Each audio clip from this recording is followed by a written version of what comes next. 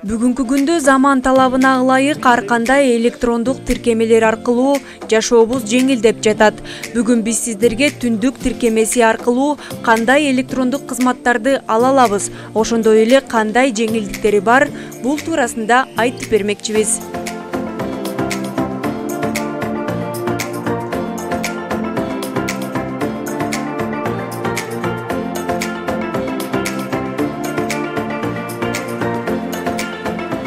Кандайдыр бир аныктама же маалымат алуу керек болсо, кээде эртеден кечке кезек күтүүгө туура келет. Элди бул көйгөйдөн арылтуу үчүн Кыргызстанда түндүк мобилдик тиркемеси санариптик өнүктүрүү министрлиги аркылуу ишке кирген. Бул тиркеме аркылуу сиз жашаган жериңизден аныктама жана башка баардык керектүү маалыматтарды ала алсаңыз болот. Бул түндүк мобилдик тиркемеси бул 22-жылы 30-декабрда уже юридический күчкө ээ болду. Бул мобилдик тиркеменин ичинде бул адамдын, жарандын өзүнө тиешелүү 100дөн ашык справканы алса болот. Анын ичинде азыркы көп керектелүүчү справка бул үй бүлөлүк справка, үй бүлө мүчөлөрү боюнча. Ошол справканы азыр айыл өкмөттөн дагы беришпей калган, бир гана ушул түндүк приложениясынан мобилдик тиркемесинен алышат.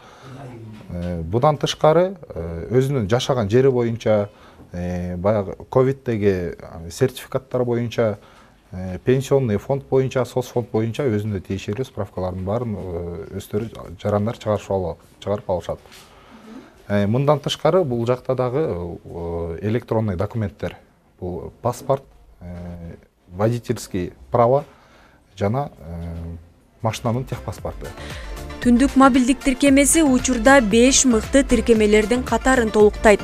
Бул тиркеме адамдын жашоосун кыйла жеңилдетет. Мурда маалымат алуучу жайларда кезек күтүп отурган болсоңуз, азыр бул тиркеме менен үйүңүздөн эле телефонуңуз аркылуу маалымат ала аласыз. Могу жерде уже водительское удостоверение полное көрсөтүлөт экен да.